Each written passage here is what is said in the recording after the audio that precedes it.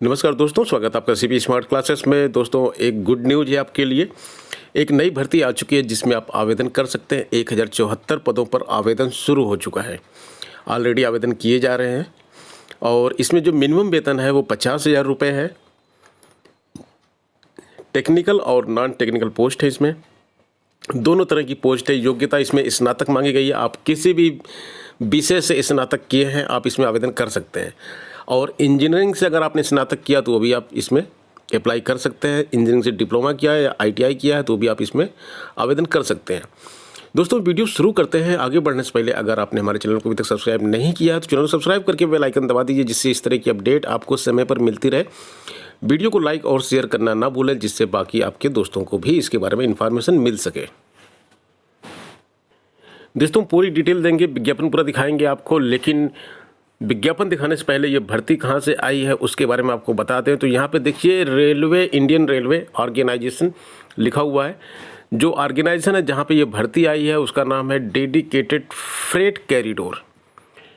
Dedicated freight corridor में ये vacancy आई है और जो कंपनी है उसका नाम है dedicated freight corridor corporation of India. ये एक पब्लिक सेक्टर है। वीडियो छोड़ने से पहले सरकारी नौकरी वाले वीडियो तुरंत छोड़ देते हैं। आप ये जान लीजिए, ये एक सरकारी नौकरी है। सरकारी नौकरी मतलब कि ये पब्लिक सेक्टर है। पब्लिक सेक्टर की जो नौकरी होती है वो सरकारी नौकरी होती है और भारतीय रेलवे की ये सरकारी नौकरी आप इसको मान के चलिए। यहाँ पे देखिए लिखा हुआ है कि इसका जो हेड क्वार्टर है dedicated freight corridor corporation of India limited का हेड क्वार्टर न्यू दिल्ली में है। फ्रेट कैरिडोर मतलब कि एक ऐसा कैरिडोर बनाया जाएगा जिसमें केवल माल गाड़ियाँ चलेंगी, जिस पर ढुलाई होगी, और इंडियन रेलवे इसको मैनेज नहीं कर पा रहा है, इसलिए DFCCIL का निर्माण किया गया है और ये DFCCIL इस भर्ती को कर रहा है। और DFCC क्या है? DFC क्या है? DFC के बारे में आपको बता देते हैं। देखिए, यहाँ पे लिखा है PSU है, पब्लिक सेक्टर अंडरटेकिंग है ये। तो यहाँ पे भूलिएगा नहीं कि एक ये प्राइवेट नौकरी के चक्कर में मत पड़िएगा। ये एक पब्लिक सेक्टर अंडरटेकिंग की नौकरी है। पहली नौकरी होती है सेंट्रल गवर्नमेंट की, आप सुने होंगे। सेकंड होती है स्टेट गवर्नमेंट की और थर्ड होती है PSU। PSU दो तरह के होते हैं, एक तो स्टेट PSU होते हैं, एक सेंट्रल PSU होते हैं। PSU मतलब public sector undertaking. Public sector undertaking मतलब है तो ये पब्लिक सेक्टर, लेकिन इसको अंडरटेक किया है किसने? गवर्नमेंट ने। Government of India, government of UP, government of MP, government of Maharashtra. तो स्टेट PSU होता है, राज्य उसको अंडरटेक करता है, और सेंट्रल PSU को सेंट्रल गवर्नमेंट अंडरटेक करती है। इंडस्ट्री का क्या नाम है? Rail freight transport. रेलवे के थ्रू माल ढुलाई का ट्रांसपोर्ट है। ये कब बनी? ये कंपनी कब बनी? कितनी पुरानी कंपनी है? 30 अक्टूबर 2006 को ये कंपनी बनी थी, जब भारत में कांग्रेस की गवर्नमेंट थी। मनमोहन सिंह का ये प्रोजेक्ट था, उन्होंने इस कंपनी का निर्माण कराया और उसके बाद भूमि अधिग्रहण वगैरह हुआ और अब ये मोदी गवर्नमेंट में ये इसका निर्माण किया जा रहा है। हेडक्वार्टर इसका न्यू दिल्ली में है। यहाँ पे देखिए लिखा है, the dedicated freight corridor corporation of India limited is a public sector undertaking corporation run by the government of India, ministry of railways, to undertake planning, development and mobilisation of financial resources and construction, maintenance and operation of the dedicated freight corridor DFC. The DFC was registered as company under the Companies Act 1956 in 2006. सबसे पहले दो DFC बनाई जा रही हैं, एक western DFC और एक ईस्टर्न DFC। जो वेस्टर्न DFC है वो उत्तर प्रदेश से मुंबई तक जाएगी। जो भारत का मैप है एक ऐसे बन रहा है और एक ऐसे बन रहा है, तो ये दो तरह की DFC बन रही हैं। और ईस्टर्न DFC जो है लुधियाना पंजाब से निकलकर दनकुनी वेस्ट बंगाल तक जाएगी, ठीक है। और इसमें जो है which will decongest railway network by moving 70% of Indian goods train to this two corridors are both on track for completion by June 2022। जून 2022 में इन दोनों कॉरिडोर का प्रोजेक्ट पूरा हो जाएगा। इसके बाद अन्य कई कॉरिडोर इस तरह के बनाए जाएंगे। 99% लैंड रिक्विजिशन इसका हो चुका है। 56% WDFC का काम पूरा हो चुका है और 60% EDFC का काम पूरा हो चुका है और इस पर ऑपरेशन में है, ऑलरेडी है ऑपरेशन में। जुलाई 2020 का ये परिणाम है, जुलाई 2020 तक ये हो चुका है। अब आपको इसका नोटिफिकेशन दिखाते हैं। पद कौन कौन से हैं, क्वालिफिकेशन कितनी है, सैलरी कितनी है, योग्यता कितनी है, कौन भर सकता है, सिलेबस क्या है, कब एग्जाम होगा, इन सब के बारे में आपको बताते हैं। दोस्तों ये विज्ञापन है और इसमें जो है हम आपको सबसे पहले यहाँ पे शुरू करते हैं, इम्पॉर्टेंट डेट से शुरू करते हैं। ऑनलाइन रजिस्ट्रेशन ऑफ एप्लीकेशन शुरू हो चुका है 24 अप्रैल से।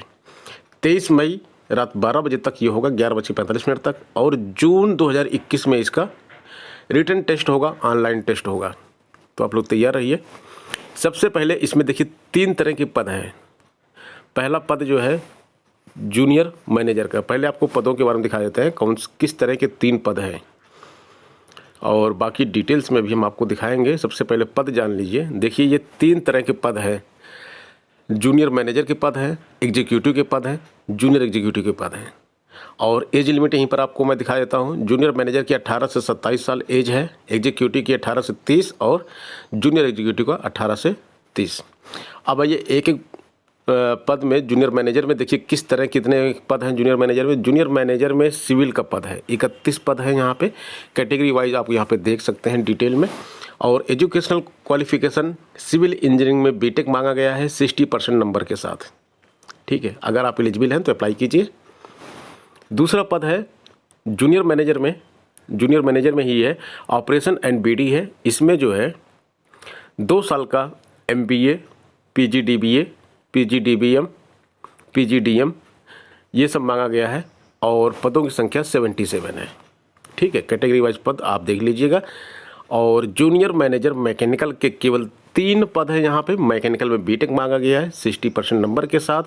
और मैकेनिकल के साथ साथ इसमें इलेक्ट्रिकल इंजीनियरिंग वाले अप्लाई कर सकते हैं, मैकाट्रॉनिक्स वाले भी अप्लाई कर सकते हैं, इंडस्ट्रियल इंजीनियरिंग वाले, प्रोडक्शन इंजीनियरिंग वाले भी अप्लाई कर सकते हैं। अब आगे बात करते हैं एग्जीक्यूटिव का पद, दूसरा पद आ गया। अच्छा, एक चीज़ हम आपको बताना भूल गए, वो चीज़ भी यहाँ से बताते चलते हैं। देखिए सबसे पहले हम जूनियर मैनेजर की बात कर रहे हैं तो जूनियर मैनेजर के पद की स्केल कितनी है। पे स्केल जो है 50,000 से लेके 1,60,000 तक की है। E2 लेवल का पे स्केल यहाँ पे दिया जा रहा है। एग्जीक्यूटिव 0 लेवल होता है, एग्जीक्यूटिव लेवल 1 होता है, एग्जीक्यूटिव लेवल 2 होता है। इसी तरह से 8 या 9 तक होते हैं ये। तो पब्लिक सेक्टर के बारे में जानकारी अगर आप रखते हैं तो ये आप जानते होंगे, अदरवाइज आप ये नहीं जानते हैं तो इसको जान लीजिए। एग्जीक्यूटिव लेवल 0 से शुरू होकर पब्लिक सेक्टर में 8, 9, 10 तक जाती हैं। तो यहाँ पे आपको E2 लेवल का स्केल मिल रहा है जूनियर मैनेजर में। यहाँ पे आप डायरेक्ट एंट्री मतलब ऑफिशियल लेवल में नंबर 3 पे आप रैंक सीधे पा रहे हैं यहाँ पे। और पे स्केल आपको 50,000 से 1,60,000 की मिल रही है। ये 50,000 वाला पे स्केल जो है आपको सैलरी आपकी जो है करीब 75,000 के आसपास बनेगी इसमें। ठीक है, अभी आगे चलते हैं। अब हम जूनियर मैनेजर का तो कर चुके हैं, अब आगे दूसरा पोस्ट है यहाँ पे जूनियर मैनेजर का। हमने एग्जीक्यूटिव का जूनियर मैनेजर का किया है। अभी जूनियर मैनेजर के बारे में आपको बताया है। जूनियर मैनेजर सिविल का बता दिया आपको, ऑपरेशन बता दिया, मैकेनिकल बता दिया। आप देखिए हाँ एग्जीक्यूटिव लेवल आ जाते हैं। एग्जीक्यूटिव का जो पद है उसकी सैलरी 30,000 से लेके 1,20,000 तक की दी गई है। और ये लेवल E0 है, यानी कि एग्जीक्यूटिव लेवल जो है वो E0 है और जूनियर मैनेजर E2 है। ठीक है, अब यहाँ पे बात करते हैं कौन कौन से इसके अंदर पद है। इसके अंदर भी उसी तरह की कैटेगरी की गई, 3 कैटेगरी। सिविल, एग्जीक्यूटिव सिविल 73 पद हैं और इसमें सिविल इंजीनियरिंग में डिप्लोमा मांगा गया है, 3 साल का डिप्लोमा मांगा गया है। आगे बात करते हैं एग्जीक्यूटिव इलेक्ट्रिकल। इसमें इलेक्ट्रिकल में डिप्लोमा मांगा गया है 3 साल का। पदों की संख्या 42 है। और एग्जीक्यूटिव सिग्नल एंड टेलीकम्युनिकेशन, इसमें भी 3 साल का डिप्लोमा मांगा गया है और पदों की संख्या 87 है। अब सबसे बड़ा पद जो कि नॉन टेक्निकल लोग भी जहाँ पे अप्लाई कर सकते हैं ये है executive operation and BD, operations and BD, इसमें 237 पद हैं। आपको एक बार और दिखा देते हैं पदों की संख्या थोड़ा सा बड़ा करके, जूम करके। 237 पद हैं। अनरिजर्व के 96 पद हैं, एससी के 36 पद हैं, एसटी के 17 पद, ओबीसी नॉन क्रीमी लेयर के 65 और ईडब्ल्यूएस के 23 पद हैं। इसी में से 10 पद पीडब्ल्यूबीडी के और 33 पद एक्स सर्विसमैन के लिए आरक्षित है। इसमें क्या मांगा गया है? इसमें केवल और केवल ग्रेजुएशन मांगा गया। आपने स्नातक किया, बीए किया, बीएससी किया, बीकॉम किया, बीटेक किया, एमबीए किया, एमबीबीएस किया, कुछ भी किया आपने 60% अंकों के साथ ग्रेजुएशन किसी भी तरह से की तो आप यहाँ पे आवेदन कर सकते हैं। इग्नू से भी अगर आपने आवेदन किया है, बीए, बीएससी, बीकॉम कुछ, तो भी आप यहाँ पे आवेदन कर सकते हैं। 237 पद हैं। ठीक है, आगे बात करते हैं एग्जीक्यूटिव मैकेनिकल के। फिर यहाँ पे 3 ही पद हैं। बीटेक मैकेनिकल यहाँ पे, डिप्लोमा मैकेनिकल यहाँ पे मांगा गया है। इसके बाद तीसरा पद जो आता है वो है जूनियर एग्जीक्यूटिव का। हमने 3 पद आपको बताए थे। जूनियर एग्जीक्यूटिव में पे स्केल 25,000 से है और ये N5 लेवल का है। ये नॉन एग्जीक्यूटिव पोस्ट है इसमें, इसलिए E1, E2, E3 नहीं लागू होगा। इसमें N5 लेवल का है ये। और इसमें जूनियर एग्जीक्यूटिव इलेक्ट्रिकल में 135 पद है। आईटीआई की बम्पर भर्ती है।